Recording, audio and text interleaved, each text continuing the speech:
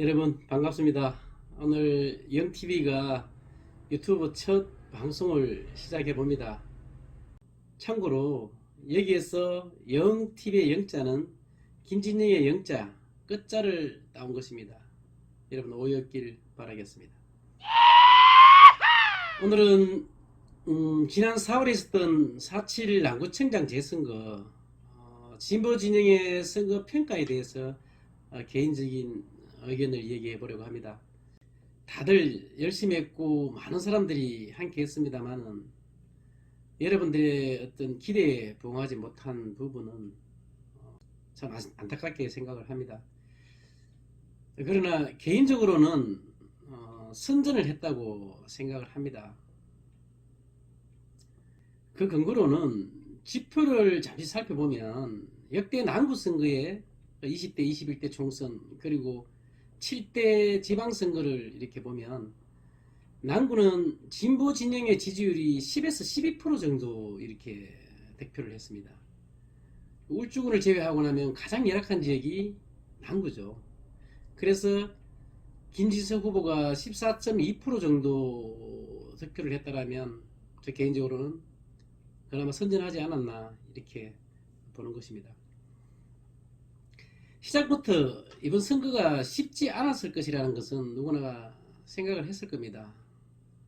우리 후보는 여타 후보보다 상품성이 굉장히 뛰어나고 또한 보기에 따라 역대 최고의 조직 결합이라고 할 수도 있습니다. 하지만 남구라는 지역 특성상 현실적으로 당선이라는 결과를 얻기에는 좀 무리가 따르지 않았나 생각을 합니다. 그러나 우리가 당선을 목표로 꼭 당선을 목표로 했다면 민주당과 단일화는 반드시 필요했던 것이죠. 당시 시민사회단체에서는 민주당과 단일화 얘기도 많이 나왔습니다만은 우리는 원칙에 입각해서 선거를 진행하게 되었고 우리는 민주당을 이기는 것 그리고 15% 이상의 유의미한 득표를 기대했습니다만은 그에도 미치지 못했던 건 사실입니다. 상황이 그랬던 것은 현재 울산을 보시면은 진보 정당이 분열되어 있고 또 민주노총 내부 또한 과거 정파적 분열로 인해서 문제점을 많이 안고 있죠. 그리고 당시에 막 교체된 집행부가 노동자를 하나로 결집해내는 데는 한계가 있었다고 봅니다. 그래서 과거에 이런 상황들을 보고 있는 진보 진영의 유권자들은 필요가 그게 달해있지 않았나 생각을 합니다. 계획적 시민사회단체 또한 촛불 이후에 더불어민주당에 많은 기대와 함께 이동을 했죠. 그러나 집권 4년차에 문재인 정권에 실망을 하고 있다고는 하나 혹여 국민의힘이 되면 어떡하나 하는 불안감도 있었을 것이고 그리고 확실하게 하나로 뭉쳐져 있지 않는 불투명한 진보 진영에 투표하는 것 또한 부담을 가질 수밖에 없었다라고 봅니다. 선거는 1등 게임이죠. 그렇기 때문에 분명 사표 심리도 작용했을 것이라고 생각을 합니다. 결과를 보면 이번 선거는 우리가 좋아하는 정당 그리고 좋은 후보 좋은 정책들을 투표하러 간 것이 아니고 그렇다고 또 국민의힘이라는 정당과 상대 후보가 좋았어가 아니었다고 보여집니다. 이번 선거는 문재인 정부와 더불어민주당을 극도로 싫어하는 그리고 혐오하는 유권자들이 민주당을 떨어뜨리기 위해서 적극 참여한 선거였지 않느냐라고 생각을 하게 됩니다. 이런 속에서 이번에 다행스러운 것은 진보 정당들이 함께했고 민주노총 내부 또한 하나가 되는 계기가 되었다. 특히 개혁적 시민사회단체가 뜻을 모아 선거를 치루었는데 이는 진보 진영이 전국에 관심을 갖게 하는 새로운 시도였다고 봅니다. 그러면 이제 진영별로 살펴보면 진보 정당 진영은 정치 조직이기에 함께 한다는 자체만으로도 불필요한 낭비를 줄이는 기회가 되었는데 좀 더 적극적 결합을 하지 못했던 아쉬움이 남습니다. 이유도 진보 정당이 다시 뭉쳐야 할 것인데 물리적 결합이 아닌 화학적 결합이 필요합니다. 쉽지 않은 현실을 감안할 때 과제로 남겨둘 수밖에 없다라고 생각이 듭니다. 노동진영은 표면으로 볼 때는 민주노총 산하 노동자들이 단일 대우를 형성해서 지원했다고는 하나 매우 소극적이었고 간부 중심의 활동에 어떤 한계가 있었지 않냐 생각을 합니다. 노동기층은 아직 그 분열된 진보 정당이 선거 때만 되면 물리적 단일 후보 뭐 이런 거죠. 뭉쳐도 힘들 판에 이런 핀잔이겠죠. 이에 대한 실망감이 마음 깊숙이 자리하고 있기 때문에 비록 협의를 통해 단일 후보가 되었다고 하나 아직 신뢰하도록 홍보하는 데는 시간적으로 촉박했다라고 볼 수 있고, 이런 홍보와 선전은 노동조합 집행권자의 정치적 성향에 따라 영향을 미친다고 봅니다. 특히 대기업 노동조합 집행부의 어떤 선동이 선거에 많은 영향을 줄 수밖에 없는 것이 울산의 현실인데, 이번에도 소극적 결합이 많이 아쉬움이 남습니다. 그리고 지난 진보 진영의 실망으로 촛불 이후 민주당으로 이동한 노동자들이 많이 계십니다. 그러나 문재인 정권의 노동정책에 실망하고 다시 회귀를 하고 있다고는 하지만, 그렇다고 진보 후보 김진석에게 적극적 지지자로 돌아선 것은 아니라고 봅니다. 앞으로 진보 정당들이 더 많은 신뢰를 구축해야 하는 과제가 남겨졌습니다. 시민사회단체 진영은 더욱 어려움이 많았을 겁니다. 시민사회단체는 다양한 정치 세력들이 활동을 하고 있죠.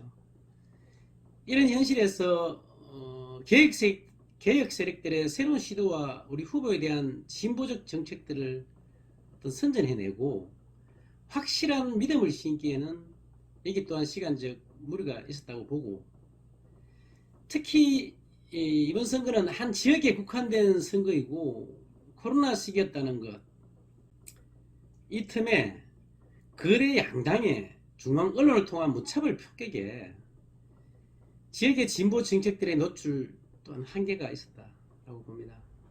그러나 시민공동행동 결성 자체가 전국의 진보 개혁 진영의 가능성의 메시지를 주었다고 보고, 울산의 새로운 변화를 이어갈 수 있는 계기가 되었다는데 마음의 위안을 삼습니다. 그러면 이제 울산의 향후의 과제가 뭔가? 첫 번째로, 울산은 노동자 도시이고 보수와 진보 세력들, 이 두 세력들이 강세를 보였던 지역인 만큼 진보 개혁 세력들이 결집만 한다면 가능성이 있지 않느냐 생각을 합니다. 이건 아주 상식적인 얘기죠. 그래서 어렵게 만들어진 시민 공동행동, 이 공동체를 유지해야 되고 더욱 보강하고 강화시켜 나가야 한다는 데는 동의를 합니다. 앞으로는 지역의 공통적 의제들을 공유하고 공동행동을 해야 할 것이라 생각이 되고요. 그래야 1차 선거 목표를 내년 지방선거에 초점을 두는 게 어떻겠느냐는 게 제 생각입니다. 두 번째로는 노동자 결집은 민주노총이 중심이 되어야 된다는 것이죠. 진보정당과 민주노총은 한 몸입니다. 앞서 말씀드렸습니다마는 지금까지 경험했듯이 노동조합의 집행부 정치 성향에 따라 진보진영 선거에 영향을 많이 미쳤습니다. 그리고 진보진영의 단일화 과정이 치열할수록 정파 갈등으로 선거에 소극적이었는데, 그런 빌미를 준 것이 진보정당들의 분열이었다고 봅니다. 그리 보면 진보정당의 단결된 모습은 노동 현장의 정파 간 갈등도 일부 해소하는 역할을 할 수 있다고 생각이 듭니다. 그래서 진보 정당 간의 분열과 마찰이 지금까지 희망을 주지 못했고, 이것으로 인한 정치 불신이 팽배해져 있습니다. 이런 불신을 해소하기 위해서는 진보 정당 간 연대연합이 앞으로는 우선이 돼야 하고, 선거를 임박해서 우리는 함께 합니다 라고 외치는 지난 방식은 이제 노동자들에게는 감동을 주지 못합니다. 식상한 행위로 이제 되어버린 거죠. 이런 분열의 상황에서 현장 제조직의 적극적 단일대우와 활동을 이끌어내기는 어렵고 수화문까지 선동해내기는 한계가 있다, 이렇게 생각이 듭니다. 그래서 민주노총 중심으로 노동자 정기 세력화를 위해서는 민주노총이 적극 노력이 필요하다, 이렇게 생각을 합니다. 세 번째로는 민주당입니다. 울산에서 존재감이 없었던 더불어민주당이 현실은 비록 진보의 탈을 쓰고 있는 어떤 가짜 진보를 할지라도 일정 부분 세력을 형성하고 있습니다. 이건 부정할 수가 없습니다. 이를 감안할 때 새로운 관계 설정이 필요하지 않느냐라는 생각을 하고, 특히 내년 대통령 선거와 맞물려 진행되는 지방선거에는 울산 더불어민주당일지라도 노동 현장과 시민사회단체에서 활동했던 건전한 진보 개혁 어떤 세력들이 많이 계신데, 이 동지들만이라도 소통하는 폭넓은 행동이 필요하다 생각이 듭니다. 자, 이 정도로 평가와 향후 과제에 대해서 말씀을 드리고 마칠까 합니다. 2022년 지방선거를 통해서 울산 진보진영의 새로운 희망을 만들어서 우리 후배들에게 물려줬으면 합니다. 감사합니다.